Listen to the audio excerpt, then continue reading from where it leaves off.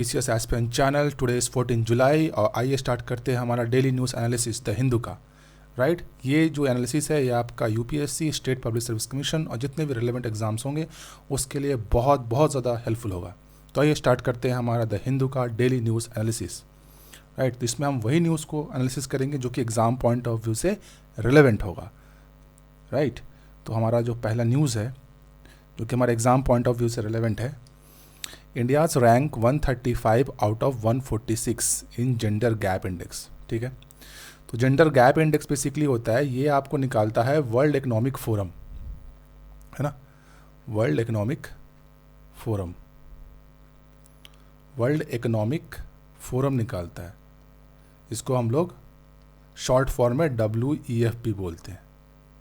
Right, world economic forum ये निकालता है आपका जेंडर गैप इंडेक्स, और इसमें इंडिया का रैंक 135 आया है 146 कंट्री में, यानी कि इसका इंडिया का जो परफॉर्मेंस है बहुत ही पुअर है। ठीक है, तो जान लेते हैं थोड़ा सा जेंडर गैप इंडेक्स के बारे में। राइट, तो आपका जो जेंडर गैप इंडेक्स रिपोर्ट जो स्टार्ट हुआ पहली बार हुआ था 2006 में। तो एग्ज़ाम इस तरह से पूछ भी सकता है कि वर्ल्ड इकोनॉमिक फोरम ने राइट आपका जो जेंडर गैप रिपोर्ट पहली बार कब निकाला था, तो 2006 में निकाला था। ठीक है, और इसमें हम लोग क्या करते हैं, बेसिकली जेंडर इक्वालिटी को मेज़र करते हैं। ठीक है, जेंडर इक्वालिटी को मेज़र करते हैं। इसका मतलब कह रहे हैं, क्या मतलब है कि पुरुषों के तुलना में महिलाओं को कितना आपको इक्वालिटी दिया जा रहा है या नहीं दिया जा रहा है।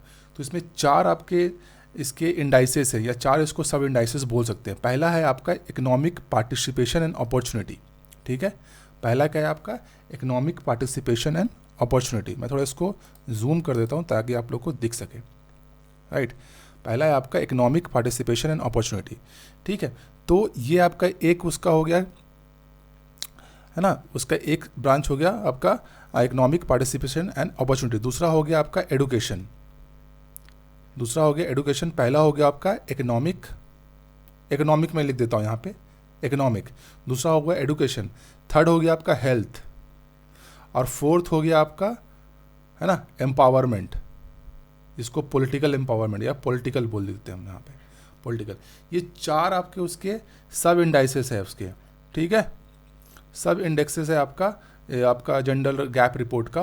पहला इकोनॉमिक, दूसरा एडुकेशन, तीसरा है हेल्थ और चौथा है पॉलिटिकल। तो पहला है आपका इकोनॉमिक पार्टिसिपेशन अपॉर्चुनिटी। तो इसमें बेसिकली क्या देखा जा रहा है आपका कि महिलाओं को पुरुषों के तुलना में ज़्यादा से ज़्यादा बेटर अपॉर्चुनिटी मिल रहा है या नहीं, है ना, बेटर सैलरी मिल रहा है या नहीं। ठीक है, जिसको हाइक बोल सकते हो, हाइक मिल रहा है या नहीं। राइट, यानी कि पुरुषों की तुलना में उनको समान रूप से जो सैलरी मिलता है, जॉब सैलरी मिलता है, वो मिल रहा है या नहीं, या उनसे कम मिल रहा है क्या। तो इस तरह से हम मापते हैं इकोनॉमिक पार्टिसिपेशन एंड अपॉर्चुनिटी, या उनको ज़्यादा से ज़्यादा अपॉर्चुनिटी मिल रहा है कि नहीं जॉब के अंदर। ठीक है, दूसरा है एडुकेशन अटेनमेंट। एडुकेशन अटेनमेंट में क्या देख रहे हैं कि पुरुषों की तुलना में महिलाओं को बेसिक एडुकेशन और हायर लेवल एडुकेशन, ठीक है, बेसिक एडुकेशन, बेसिक और हायर लेवल, ये दोनों मिल रहा है कि नहीं। ठीक है, ये चेक करते हैं। तीसरा हो गया आपका हेल्थ एंड सर्वाइवल। ठीक है, और चौथा हो गया पॉलिटिकल एम्पावरमेंट, मतलब कितना वो आपके लॉ मेकिंग प्रोसेस में है या नहीं, बेसिकली, या लीडरशिप प्रोसेस में है या नहीं। ठीक है, तो ये चार आपके सब इंडेक्सेस होते हैं, इंडाइसेस बोल लीजिए। ठीक है, इकोनॉमिक, एडुकेशन, हेल्थ और पॉलिटिकल। डायरेक्ट क्वेश्चन यहाँ से यूपीएससी आपको फ्रेम कर सकता है आपका कि जेंडर गैप रिपोर्ट में क्या क्या उसके इंडेक्सेस है। तो इकोनॉमिक पहला होता है, दूसरा होता है एडुकेशन, तीसरा होता है हेल्थ, चौथा होता है पॉलिटिकल।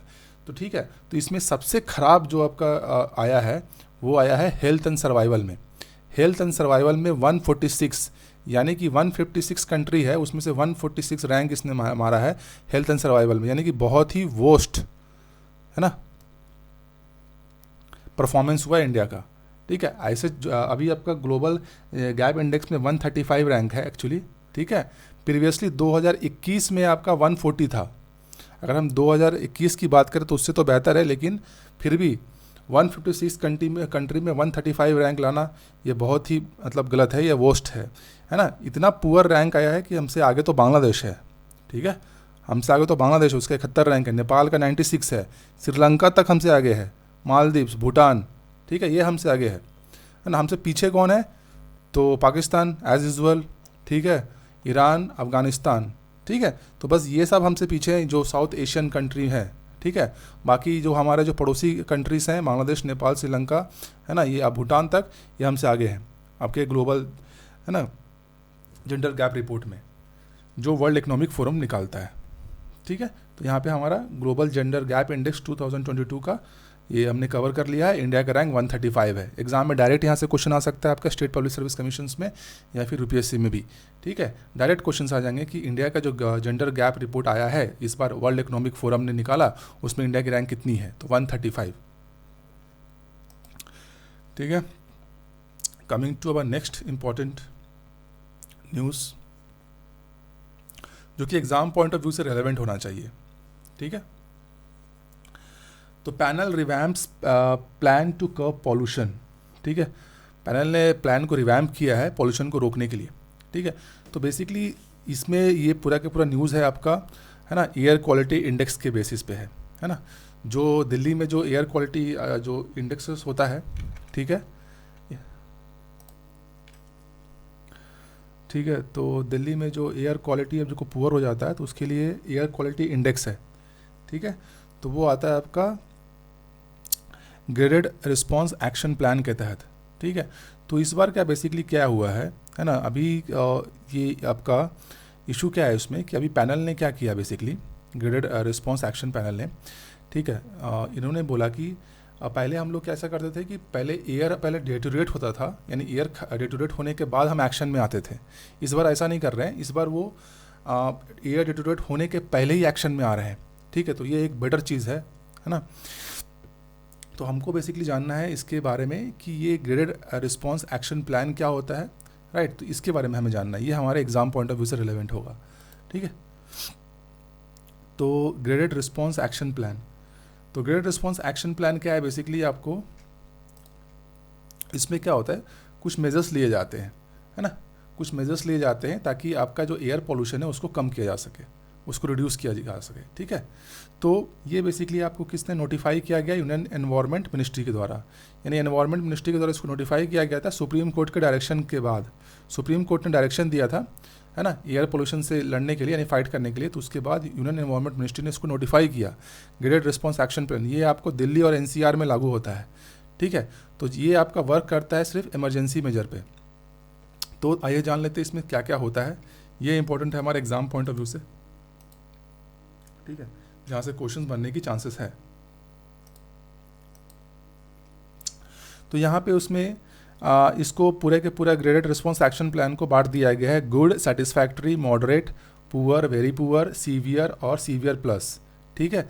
और यहाँ पे आपको दिया होगा अगर 0 से 50 के बीच में है तो गुड होगा, 50 से 100 के बीच में तो सेटिस्फैक्ट्री, 100 से 200 के बीच में तो मॉडरेट, और 201 से लेकर के 300 के बीच में तो पुअर, और 301 से लेकर 400 के बीच में आपका वेरी पुअर, उसी तरह से 401 से 500 के बीच में सीवियर, और फिर 500 से ज़्यादा तो severe plus.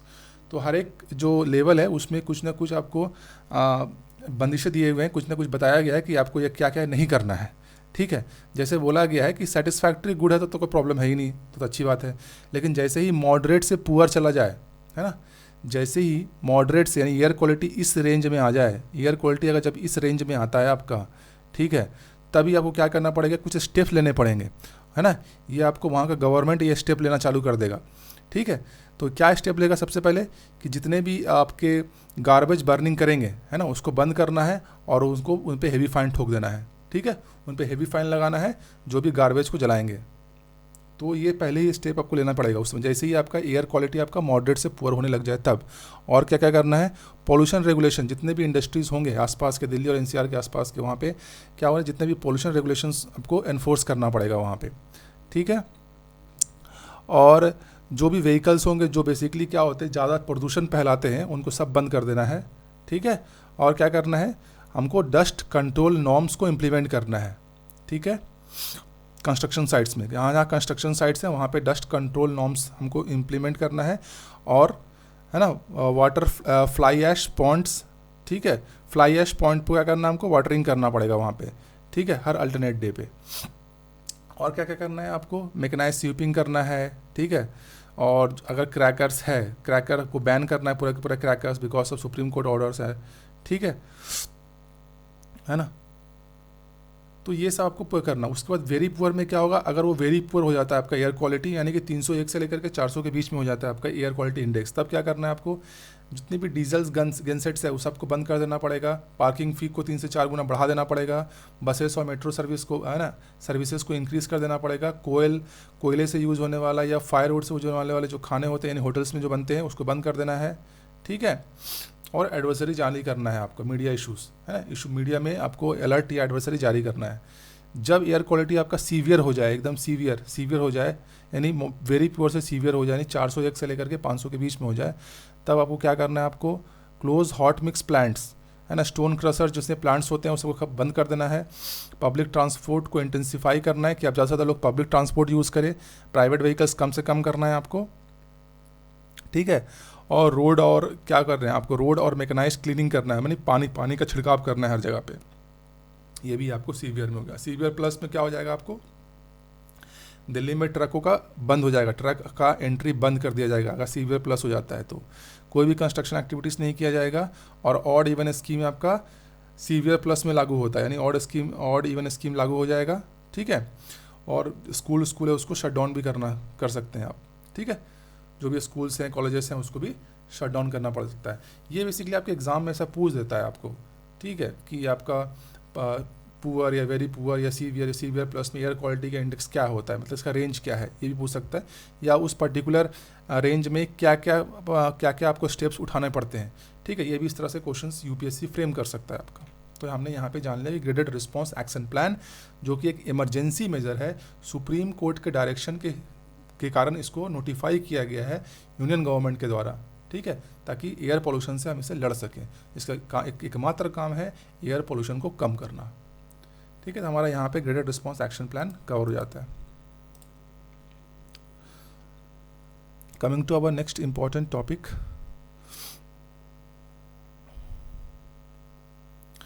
Kerala mission to provide 20 lakh jobs, Kudumbashree, है ना, enumerators to register nearly 25 lakh in 2140 age group, ठीक है। तो बेसिकली इसमें हमको ये जानना है कि कुदुम्बाश्री या इसको बोल सकते हैं कुदुम्बाश्री क्या है। बेसिकली ये केरला में एक सेल्फ हेल्प ग्रुप है, केरला में सेल्फ हेल्प ग्रुप जिसको बोलते हैं, ठीक है। ये एक अपना एक यूनिक तरह का सेल्फ हेल्प ग्रुप है, इसलिए एग्जाम में इसके आने के चांसेस बहुत ज़्यादा हो जाते हैं, ठीक है। तो इसमें अभी बोला गया न्यूज़ में क्यों है, बेसिकली क्योंकि ये बेसिकली आपको प्रोवाइड करने वाला है 20 लाख जॉब, है ना, 20 लाख जॉब प्रोवाइड करने वाला है आपके 21 से 40 के एज के ग्रुप के जो भी हैं उनको लगभग 20 लाख जॉब प्रोवाइड करने वाला है ये कुदुम्बाश्री करके, जो सेल्फ हेल्प ग्रुप्स हैं। ये काम कैसे ये करता है क्या, बेसिकली सेल्फ हेल्प ग्रुप्स, ये बेसिकली वुमेन है, इसमें बेसिकली मोस्टली वुमेन होते हैं आपके, ये वुमेन यानी कि महिलाओं का बनाया हुआ सेल्फ हेल्प ग्रुप है बेसिकली। इसमें आपके जो माइक्रो क्रेडिट भी इसको दिया जाता है, माइक्रो क्रेडिट भी इसको, है ना, प्रोवाइड किया जाता है। साथ ही साथ इसमें जो सेल्फ हेल्प ग्रुप्स में आपको छोटे छोटे जो इंडस्ट्रीज भी बना सकते हैं इसमें, ठीक है। तो ये काम कैसे करता है वो जानना बहुत ज़रूरी है हमारा। ये आपका कुदुम्बाश्री, तो कुदुम्बाश्री आपको 3 लेवल पे काम करता है। पहला होता है CDS, ठीक है, दूसरा होता है ADS और तीसरा होता है आपका NG, ठीक है। इसको बोलते हैं नेबरहुड ग्रुप्स, है ना, नेबरहुड ग्रुप्स, ठीक है।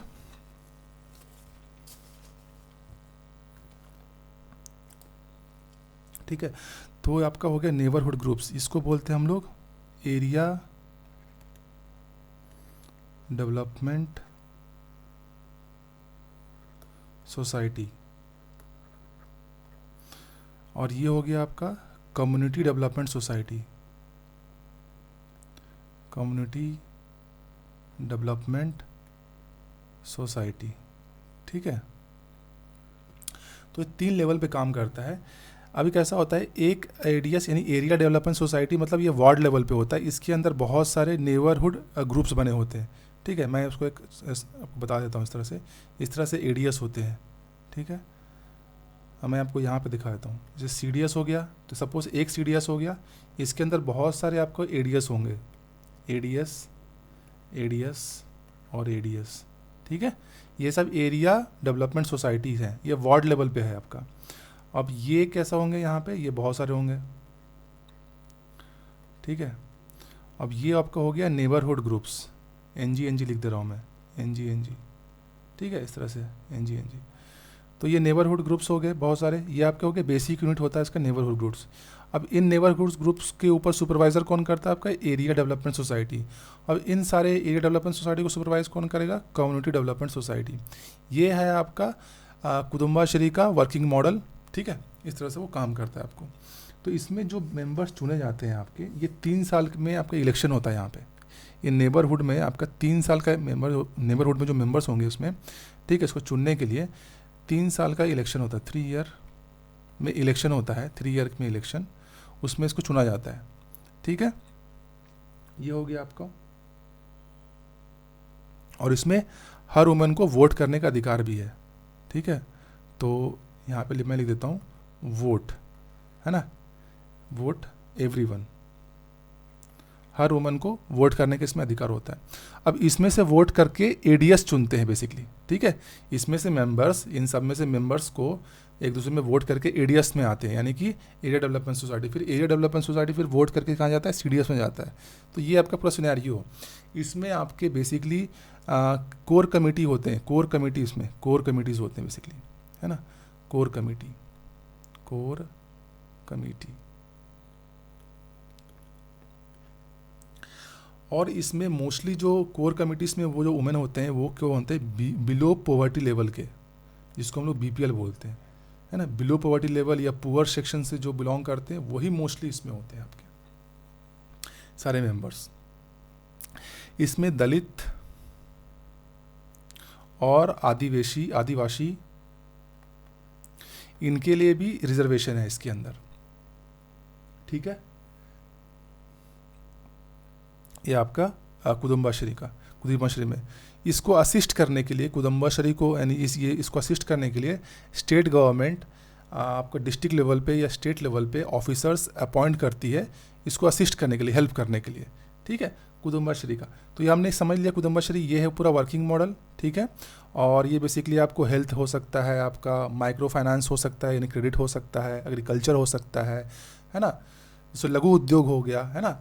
तो उसका एक आपका सेल्फ हेल्प ग्रुप वुमेन है, सेल्फ हेल्प ग्रुप, ठीक है, महिलाओं का। तो ये कुदुम्बाश्री है, ठीक है। तो ये बेसिकली अभी न्यूज़ में क्यों है, क्योंकि इसका जो मिशन है इसमें कि ये करीब 20 लाख जॉब प्रोवाइड करेगी, है ना। तो ये आपका केरला का जो मिशन है कुदुम्बाश्री, उसके बारे में जान लिया, उसका वर्किंग मॉडल भी हम लोगों ने यहाँ पे कवर कर लिया। यहाँ पे एडिटोरियल है, एडिटोरियल्स हम बेसिकली आप मेरा जो वीकली आपका आता है वीकली एडिटोरियल, ठीक है, वीकली एडिटोरियल एनालिसिस करके आता है, ठीक है। तो उसका प्लेलिस्ट में जाइएगा तो आपको वीकली एडिटोरियल एनालिसिस दिखेगा, ठीक है। तो हर वीक में कुछ ऐसे इंपॉर्टेंट एडिटोरियल्स आते हैं जो कि हमारे एग्ज़ाम पॉइंट ऑफ व्यू से बहुत रेलेवेंट होते हैं। हम उन्हीं एडिटोरियल्स का एनालिसिस करते हैं जो कि हमारे एग्ज़ाम पॉइंट ऑफ व्यू से रेलेवेंट है, ठीक है। पॉलिटिकल आपका एडिटोरियल्स को एनालिसिस नहीं किया जाता, इसलिए उसको इस एडिटोरियल्स को हम लोग इस सेक्शन में हम इसको यहाँ पे डिस्कस नहीं करेंगे, उसको हम लोग एडिटोरियल एनालिसिस वाला हमारा अलग से वीडियो आता है उसमें डिस्कस करेंगे। तो कमिंग टू जो हमारा इंपॉर्टेंट न्यूज़ है हम उसको देख लेते हैं। यहाँ पे एक इम्पॉर्टेंट न्यूज़ है, ये आपका ग्राफ, यूपीएससी में इस तरह के ग्राफ से आपको सवाल बना के पूछ देता है एकदम, ठीक है। इसलिए हमको ग्राफ पे बहुत ज़्यादा ध्यान देना है, ठीक है, क्योंकि यूपीएससी में इस तरह के सवाल हमेशा आते हैं ग्राफ से रिलेटेड। तो बेसिकली बोल रहा है डिमिनिशिंग डेमोग्राफिक डिविडेंड। तो हमको ये देखना है, बेसिकली ग्राफ के बारे में समझना है हमको। ये जो पॉपुलेशन शेयर का ये पहला जो ग्राफ है आपका पॉपुलेशन शेयर का ग्राफ है बेसिकली। इसमें क्या है आपका, यहाँ हो गया share of population, this is share of population, vertical है शेयर ऑफ पॉपुलेशन, और यहाँ पे हो गया एक्चुअल ईयर्स और प्रोजेक्शन, ठीक है। तो अभी हम देखेंगे, हमको दो चीज़ पे ध्यान देना है, एक इस पे ध्यान दीजिए, ये वाली पे, ठीक है ना, और एक इस पे ध्यान दीजिए आप, इन दोनों को ध्यान दीजिए। ये आपको बता रहा है 25 से 64 साल के जो लोग हैं उनका ग्राफ दिखा रहा है, और ये ग्राफ है 65+ वाला का ग्राफ है। ये पूरा ग्राफ क्या कहना चाह रहा है, हमको इस दोनों को देखना है, क्योंकि इसी से हमारा को हमको ये ग्राफ समझ में आएगा। इसमें क्या हो रहा है, ये जो वर्किंग पॉपुलेशन हमारा एरिया है वर्किंग, यहाँ पे देखिए ये 1980 का है, यहाँ पे 1980 है, ठीक है, और यहाँ पे 2020 है, और यहाँ पे होगा करीब 2022 होगा आसपास के एरिया में। तो हमारा अभी जो वर्किंग पॉपुलेशन एरिया आपका एज है ना, वर्किंग एज पॉपुलेशन जिसको बोल सकते हैं, वर्किंग एज पॉपुलेशन, वो तो इंक्रीज़ कर रहा है, दिस इज़ इंक्रीज़ कर रहा है, ठीक है, वर्किंग एज पॉपुलेशन हमारा इंक्रीज़ कर रहा है 25 से लेकर के 60-64 यानी 60 के आसपास के एरिया के, तो हमारा इंक्रीज़ कर रहा है। लेकिन 2060 के बाद यानी 2050 के बाद हम बोल लो, 2050 के बाद 2050-60 के बाद ये क्या हो रहा है, डिक्रीज़ हो रहा है हमारा। तो ये एक चिंताजनक है, ठीक है ना, कि अभी तो चलो ठीक 2050 तक तो ये 2040 तक तो ये थोड़ा इंक्रीज़ होगा, उसके बाद धीरे धीरे डिक्रीज़ होना चालू हो जाएगा, और 2060 के बाद शार्पली डिक्रीज़ होना चालू हो जाएगा, ठीक है। तो दैट इज़ ए वरीसम, यहाँ पे चिंताजनक है कि उसके बाद ज़्यादा से ज़्यादा लोग क्या होंगे, 65+ के होंगे, यानी एल्डरली पॉपुलेशन हो जाएगा, वर्किंग एज पॉपुलेशन नहीं रहेगा, जो कि मोस्टली हमको ऐसे देखा जाता है ये चीज़ आपको कहाँ पे, जब डेवलप कंट्रीज़ में, जैसे जापान का हालत है, वहाँ पे बहुत ज़्यादा लोग एल्डरली पॉपुलेशन हैं। अब यहाँ पे देखिए ये वाली ग्राफ जो नीचे वाली है हमारी, ये वाली ग्राफ, ठीक है, तो ये ग्राफ आप देख रहे हैं, तो ये देखिए ये हमेशा बढ़ ही रहा है, ये हमेशा इंक्रीज़ हो रहा है आपका 1940 से, देखिए 1940 के बाद से देखिए हमेशा ये इंक्रीज़ हो रहा है, ये इसमें घटने का कोई नाम नहीं है, ये हमेशा इंक्रीज़, शार्पली इंक्रीज़ हो रहा है, 65+, ये वाला जो ये बढ़ रहा है, यानी कि ये तो बढ़ते रहेगा, ये तो इंक्रीज़ होते रहा, लेकिन जो हमारा वर्किंग एज पॉपुलेशन है वो 2040 या 2050 के बाद वो शार्पली डिक्रीज़ हो जाएगा, और यही कन्वर्ट हो जाएगा हमारा इसमें, और ये इंक्रीज़ बढ़ता जाएगा हमारा। तो that is a population share जो हमने यहाँ पे इसको समझ लिया है, ठीक है, कि जो ओल्ड एज पॉपुलेशन है, ओल्डर पॉपुलेशन है, उनका जो शेयर है वो बढ़ेगा एक टाइम पीरियड के बाद, आफ्टर 2060, अभी तो बढ़ ही रहा है बेसिकली, और वर्किंग एज पॉपुलेशन 2060 के बाद तो घटेगा, और इनका तो बढ़ ही रहा है आपका जो एल्डरली पॉपुलेशन है। ये हमारा पहला ग्राफ बता रहा है, ठीक है। दूसरा हमारा ग्राफ है आपका सेकंड नंबर का, स्टेट वाइज आपका ग्राफ है, सेकंड है स्टेट वाइज। अगर हम स्टेट वाइज ग्राफ देखते हैं तो आपको देखिएगा, ठीक है, यहाँ पे देखिए पॉपुलेशन जो 60 साल से ज़्यादा है, 60 साल से ज़्यादा का पॉपुलेशन है, ठीक है, और ये पॉपुलेशन है जो 15 से 59-60 यानी 60 के अंदर की ये बात है यहाँ पे 2036 में। तो सबसे जो 60 से ज़्यादा का पॉपुलेशन को केरला में देखने को मिलेगा, ये वाली एरिया, ये केरला है ना, यहाँ पे एल्डरली पॉपुलेशन बहुत ज़्यादा होने वाले हैं, ठीक है। जितने भी साउथ का है, तमिलनाडु हो गया, ठीक है, ये सब साउथ में पड़ रहा है हमारा, आंध्रा हो गया, ठीक है, तो ये सब देख रहे हो। अगर मैं यहाँ से ग्राफ एक थोड़ा सा ले लूँ, पंजाब हो गया, आंध्रा हो गया, तमिलनाडु हो गया, केरला हो गया, तो बेसिकली मोस्टली जो साउथ आपके स्टेट्स हैं इंडिया के, वो आपके पॉपुलेशन, एल्डरली पॉपुलेशन जिसका greater than 60 years of age है, उनकी संख्या बढ़ने वाली है, यहाँ पे हायर शेयर हो जाएगा यहाँ पे।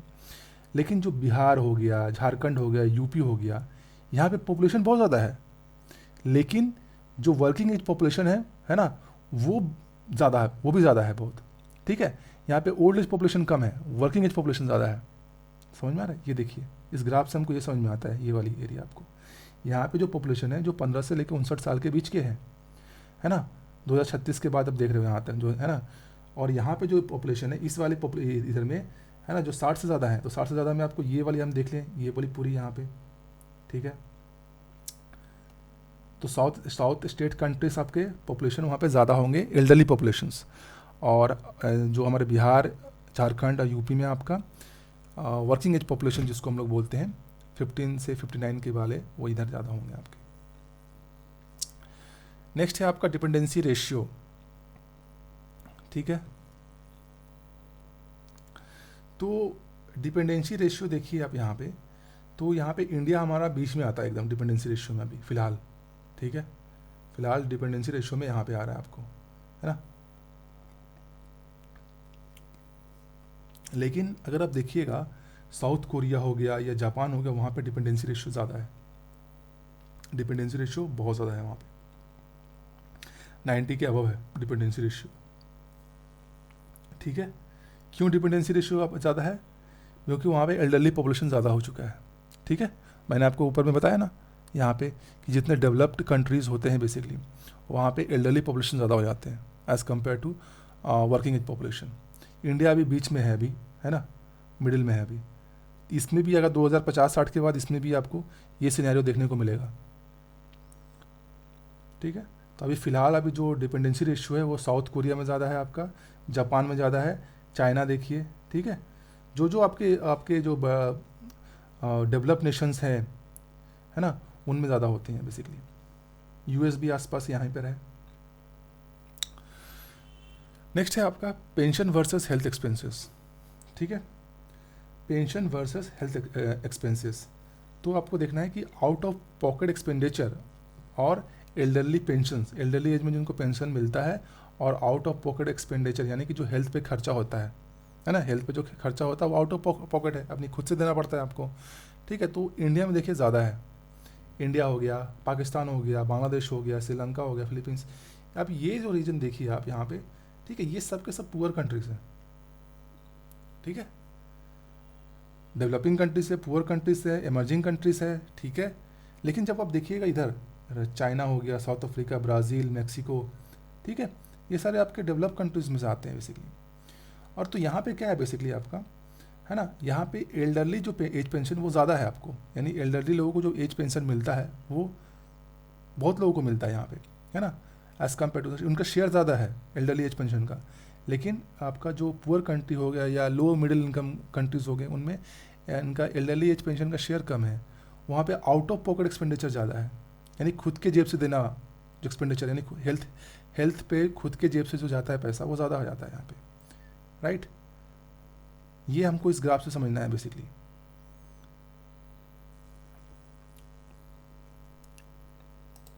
ठीक है, तो हमारा ये पूरा ग्राफ कंप्लीट हो गया, ये चारों graph. Coming to next important,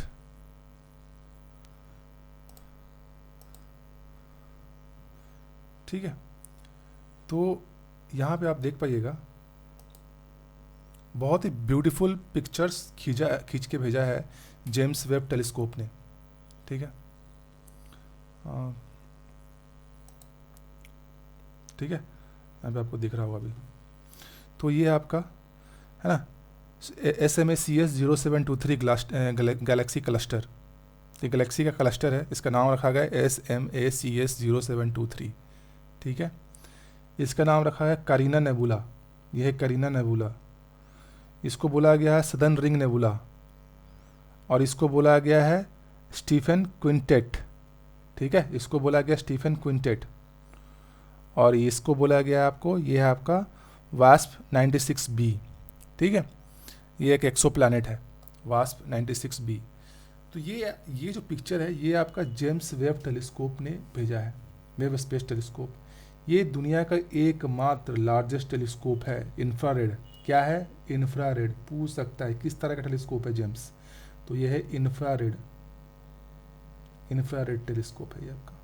ठीक है, तो बेसिकली क्या होता है कि जो आपका जो लाइट है यानी कि प्रकाश हमको पता है कि प्रकाश 3 लाख है ना किलोमीटर पर सेकंड के स्पीड से मतलब ये स्पेस में गमन करता है, यानी ट्रैवल करता है। राइट, तो जो स्टार्स होते हैं या गैलेक्सीज होते हैं, है ना, तो उनसे हमारे पास लाइट पहुंचते पहुंचते बहुत ही बिलियन ईयर्स लग जाते हैं। राइट, और वो जो लाइट इतना डिम होता है कि उसको नॉर्मल आप टेलीस्कोप से उसको कैच नहीं कर सकते, तो उसको कैच करने के लिए उसको इंफ्रारेड टेलीस्कोप का यूज़ करना पड़ता है, जो कि जेम्स वेब टेलीस्कोप करता है। फिर उसको एनलार्ज करके, है ना, आपको ये पिक्चर्स उसने भेजा है बेसिकली। ठीक है, तो इस तरह का चीज़ जो है बेसिकली, ये जो आपने देख रहे हैं अभी आप, तो ये बहुत पहले घट चुका है ये सब चीज़। ठीक है, ये बहुत पहले ही हो चुका है, करीब हज़ारों साल, लाखों साल पहले ये हो चुका है, अरबों साल पहले ये हो चुका है चीज़, क्योंकि वो प्रकाश हमारे पास पहुँचते पहुँचते लाखों साल गुजर चुका है, वो अब पहुँचा है बेसिकली, और अब उसको जेम्स वेब टेलीस्कोप ने उसको कैच किया है ना। तो अभी जो आप देख रहे हो अभी ये सब चीज़, ये बहुत लाखों साल पहले हो चुका है ऑलरेडी। हम लोग, है ना, पास्ट को देख रहे हैं, हम लोग ये पिक्चर से पास्ट को देख रहे हैं कि इतने साल पहले ऐसे ये बना था, ऐसे ये गैलेक्सी क्लस्टर हुआ था, ऐसे ये नेबुला बना था, इस तरह का। ठीक है, इससे हमको और क्या जानकारी मिलता है? इससे हमको ये जानकारी मिलता है कि हमारा यूनिवर्स कैसे बना, हमारा अर्थ कैसे बना होगा, है ना, इस सब के बारे में हमको जानकारी मिलती है। ठीक है,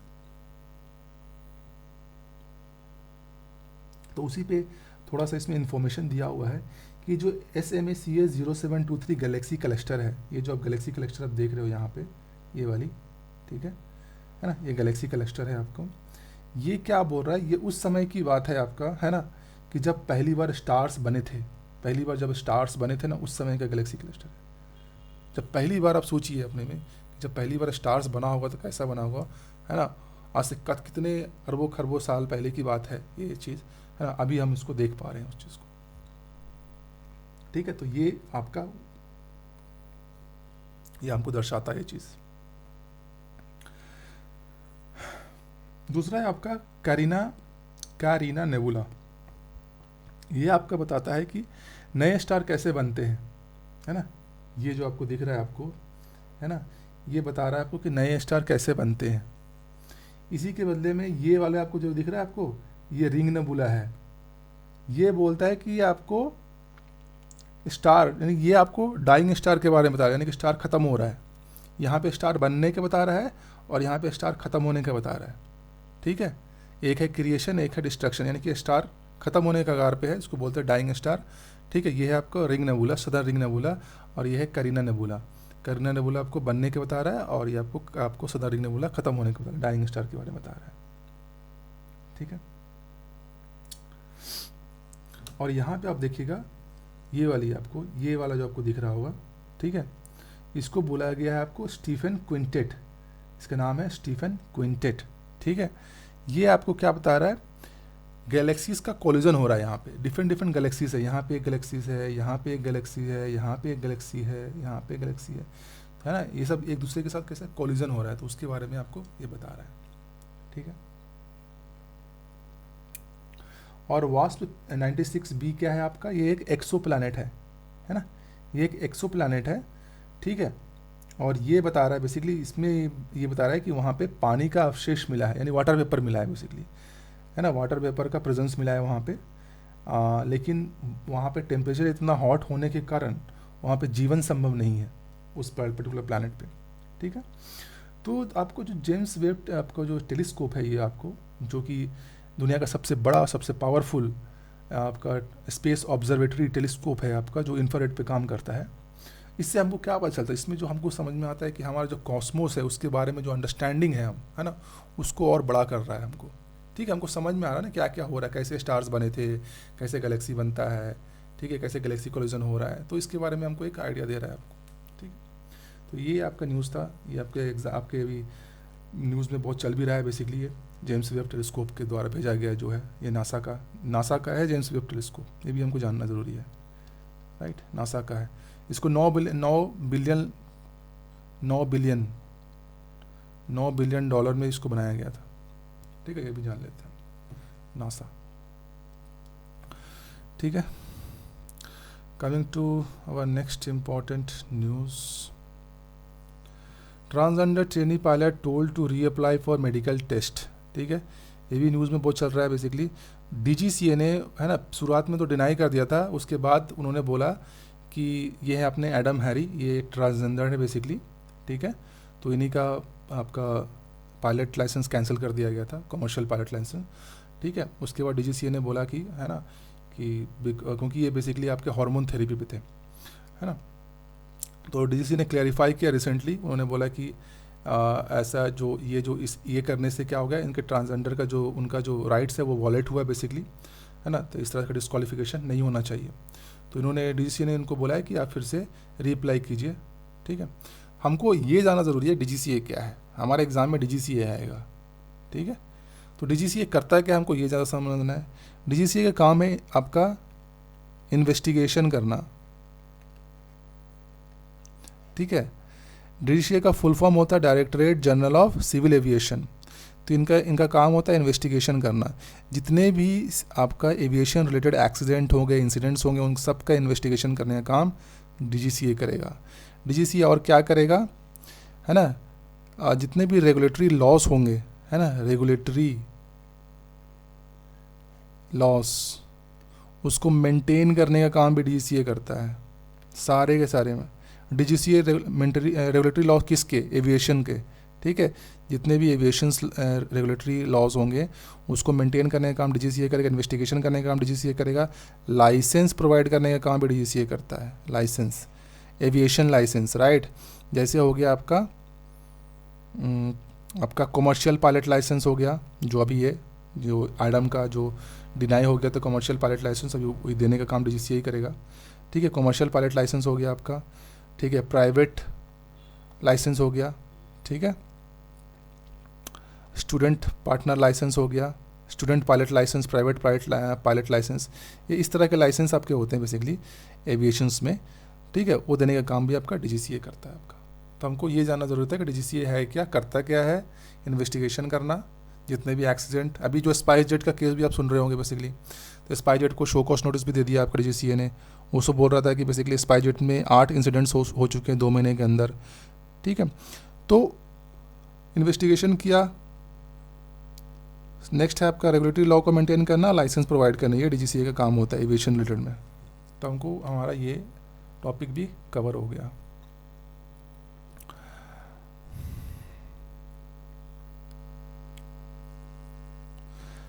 नेक्स्ट है आपका असेसिंग जुवेनालिटी ए डेलिकेट टास्क। सुप्रीम कोर्ट का कहना है कि आप किस तरह से असेस करोगे कि वो जुवेनाइल है या नहीं, है ना। ये टास्क बहुत डेलिकेट है।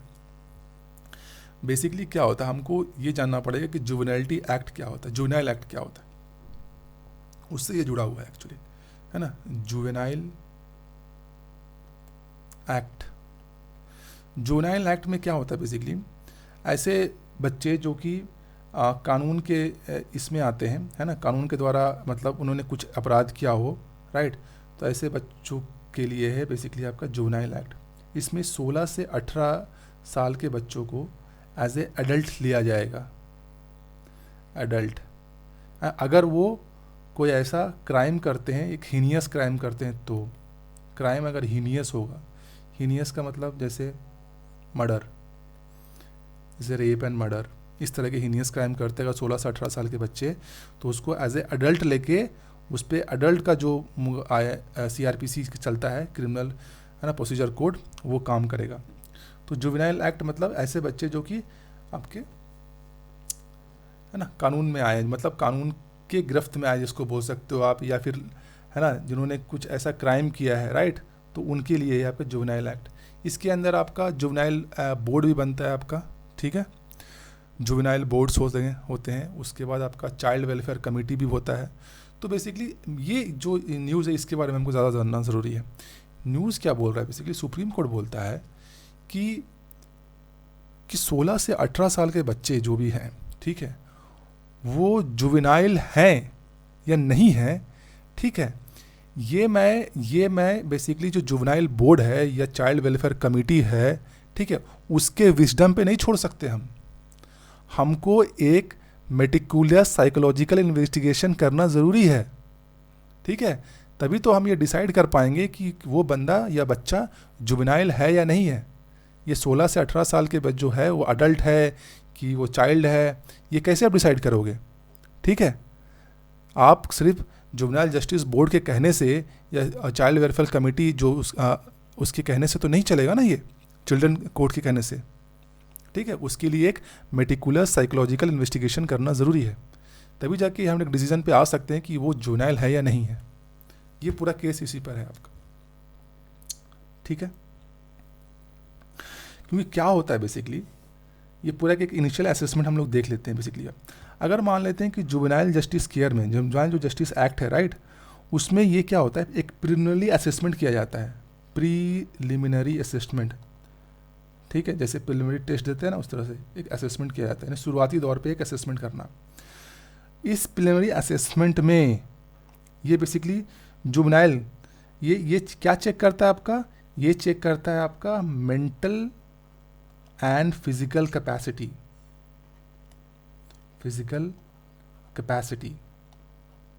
ठीक है। किनके बीच में, 16 से 18 साल के बीच में एक असेसमेंट किया जाता है। किसके द्वारा किया जाता है, जुवेनाइल बोर्ड के द्वारा। जुवेनाइल बोर्ड असेसमेंट करता है कि 16 से 18 साल का जो बच्चा है उसमें मेंटल या फिजिकल कैपेसिटी है या नहीं, उसने जो क्राइम किया है उसके बारे में पता भी है उसको कि उसका क्या कॉन्सिक्वेंसेस होगा, उसका क्या प्रभाव होगा उसका आगे जाके, क्या उसको इसके बारे में कुछ आइडिया भी है।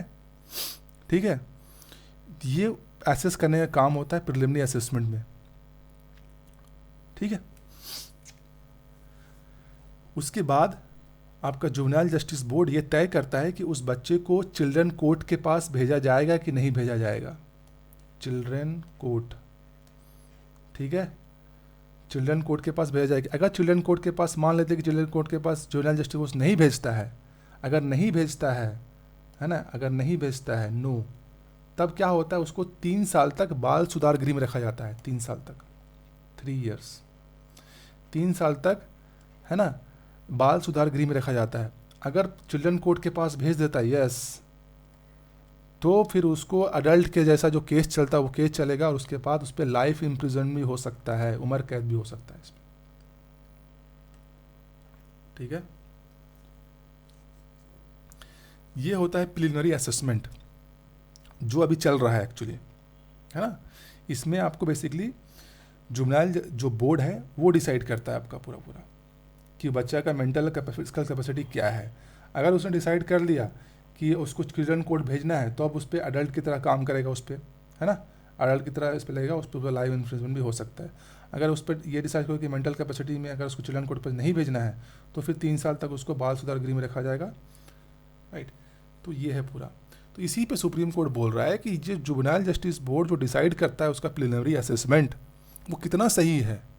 ठीक है, हमको एक मेटिकुलस साइकोलॉजिकल इन्वेस्टिगेशन करना ज़रूरी होता है, तभी तो जाके हम डिसाइड कर पाएंगे, है ना, कि बच्चा कितना मेंटल या फिजिकली है, क्या है उसका मेंटल स्टेटस। तो ये पूरा का पूरा न्यूज़ ये था बेसिकली आपका।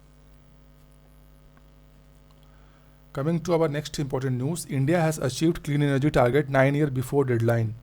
ठीक है, इंडिया ने अपना अचीव कर लिया जो क्लीन एनर्जी टारगेट है ना। तो इंडिया ने क्या अचीव किया, अपना 162 गीगावाट का उन्हें अपना रिन्यूएबल एनर्जी इंस्टॉल किया हुआ है। ठीक है, इंस्टॉल हो चुका है हमारा। जो बेसिकली इंडिया का कमिटमेंट था कि 2030 आते आते 40% जो हमारा एनर्जी रिक्वायरमेंट होगा वो आपका क्लीन एनर्जी से होना चाहिए। तो इंडिया ने 162 गीगावाट का कैपेसिटी का इंस्टॉल करके, यानी कि 41% अब हमारा जो एनर्जी रिक्वायरमेंट होगा वो रिन्यूएबल एनर्जी से होगा। ठीक है, तो ये आपका प्राउड मूवमेंट है यहाँ पे, इंडिया ने अपना अचीव कर लिया क्लीन एनर्जी टारगेट 9 साल पहले, 9 years बिफोर डेडलाइन। ठीक है, अब प्रधानमंत्री ने ग्लासगो में बोला बेसिकली कि हम लोगों ने क्या करना है बेसिकली कि 2030 आते आते हमारा जो इंस्टॉल्ड कैपेसिटी है उसको 500 गीगावाट कर देना है। ठीक है, हमारा इंस्टॉल कैपेसिटी को 500 गीगावाट करना है, और हमारा जितना कैपेसिटी है, ठीक है, तो जो हमारा कैपेसिटी उसको 50% से कर देना, इंस्टॉल कर देना, 50% से बढ़ा देना है हमारा। ठीक है, तो यहाँ पे इसमें इतना ही था कि इंडिया ने अचीव कर लिया अपना क्लीन एनर्जी टारगेट 9 साल पहले। ठीक है, हम लोगों ने 162 गीगावाट का रिन्यूएबल एनर्जी कैपेसिटी इंस्टॉल किया है। ठीक है, तो ये हमारे यहाँ पे कंप्लीट होता है।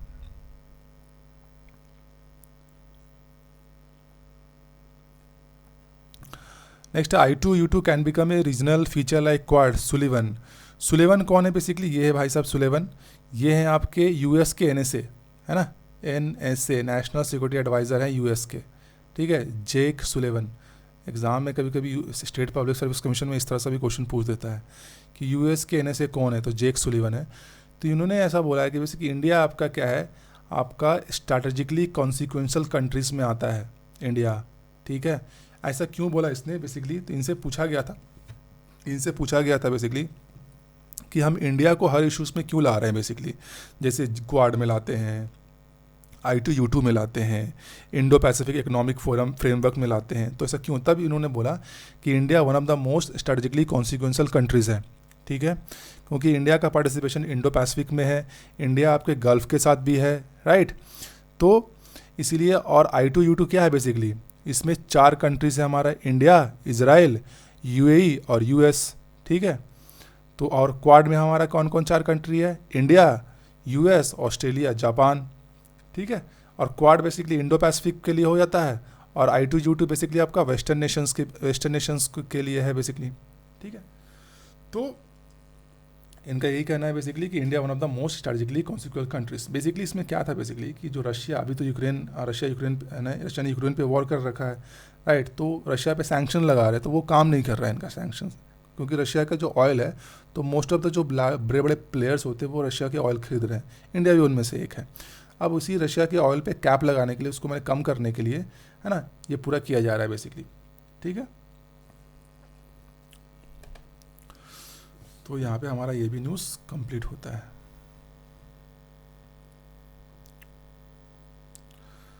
ठीक है, तो और लास्ट में और कोई इंपॉर्टेंट न्यूज़ नहीं है हमारे एग्ज़ाम पॉइंट ऑफ व्यू से।